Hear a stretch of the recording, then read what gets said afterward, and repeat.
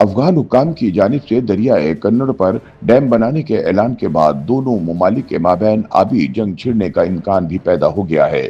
پاکستان اور افغانستان کے مابین نرم گرم مذاکرات کے ساتھ سرحدی کشیدگی بھی جاری ہے، لیکن اب ایک اور محاذ پر بھی رسا کشی شروع ہو گئی ہے اور وہ ہے دونوں ممالک کے مابین پانی کی تقسیم کا۔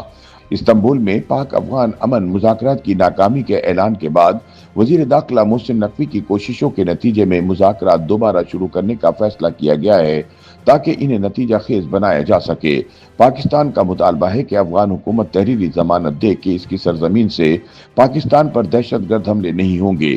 اسلام آباد کا یہ مطالبہ تسلیم نہ ہونے پر مذاکرات کو بے نتیجہ قرار دے کر ختم کر دیا گیا تھا، لیکن اب وزیر داخلہ محسن نقوی کی کوششوں کے نتیجے میں ترکی نے دونوں ممالک سے درخواست کی ہے کہ امن کی خاطر ایک آخری کوشش کر لی جائے۔ یاد رہے کہ گزشتہ روز وزیر داخلہ محسن نقوی نے ایران میں افغانستان کے نائب وزیر داخلہ سے ملاقات کی۔ دوسری جانب دونوں ممالک کے مابین ایک اور تنازع کھڑا ہو گیا۔ افغان حکومت نے اعلان کر دیا کہ وہ دریائے کنڑ پر ڈیم بنانے کا ارادہ رکھتی ہے۔ یہ اعلان براہ راست طالبان کے سپریم لیڈر ملا ہیبت اللہ اخونزادہ کی جانب سے آیا ہے۔ افغان وزیر برائے پانی اور توانائی عبداللطیف منصور نے کہا کہ افغانستان کو اپنا پانی اپنی مرضی سے استعمال کرنے کا حق ہے۔ ان کا کہنا ہے کہ یہ ڈیم بیرونی کمپنیاں نہیں بلکہ خود افغان کمپنیاں بنائیں گی۔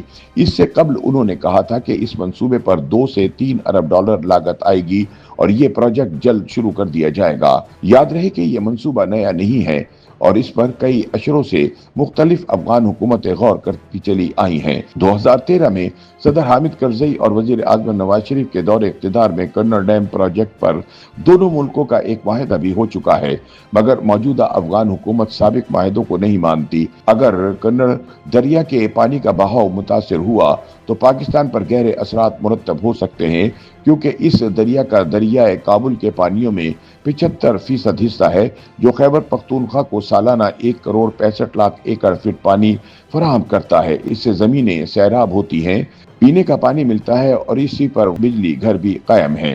لیکن جب نقشے پر دیکھیں تو پتہ چلے گا 480 کلومیٹر طویل دریائے کنڑ دراصل پاکستان کے ضلع چترال کے چیانتر گلیشیئر سے نکلتا ہے۔ افغان طالبان جب سے اقتدار میں آئے ہیں پانی کے معاملے پر بہت توجہ دے رہے ہیں۔ انہوں نے آمو دریا سے 285 کلومیٹر لمبی کوشی تیپی نہر نکالی، جس کا ہدف زمین سیراب کرنا ہے۔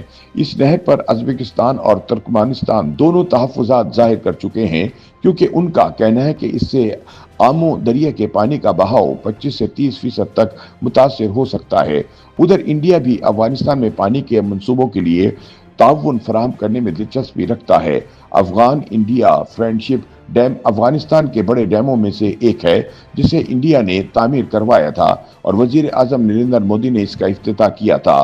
حال ہی میں جب افغان وزیر خارجہ امیر خان متقی انڈیا کے دورے پر گئے تو دونوں ممالک کے مابین پانی اور بجلی کے کئی منصوبوں پر تعاون پر اتفاق کیا گیا۔ تجزیہ کاروں کا کہنا ہے کہ ایک ایسے وقت میں جب پاکستان کا انڈیا سے مشرقی دریاؤں پہ تنازع چل رہا ہے، اب مغربی سرحد پر بھی پانی کا مسئلہ کھڑا ہونا ایک پریشان کن معاملہ ہے۔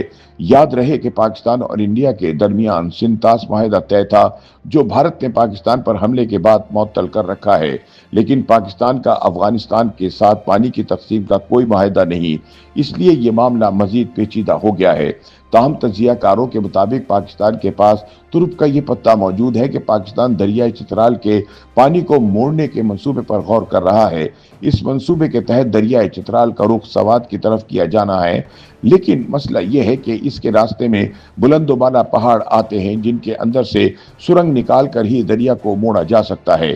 انجینئرنگ کے نقطہ نظر سے یہ منصوبہ انتہائی مشکل دکھائی دیتا ہے۔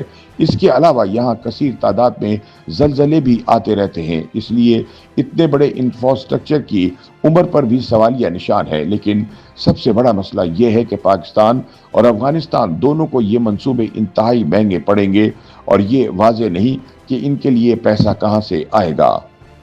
YouTube پر گوگلی نیوز دیکھنے کے لیے youtube.com کی سرچ بار میں googly news T V type کریں۔ گوگلی نیوز کے پیج پر سرخ رنگ کے سبسکرپشن والے بٹن پر کلک کرنا نہ بھولیے۔ YouTube پیج پر اپلوڈ ہونے والی ویڈیوز سے باخبر رہنے کے لیے بیل آئیکن پر کلک کیجیے۔ آپ کو ہر نئی ویڈیو کے بارے میں نوٹیفیکیشن موصول ہو جائے گا۔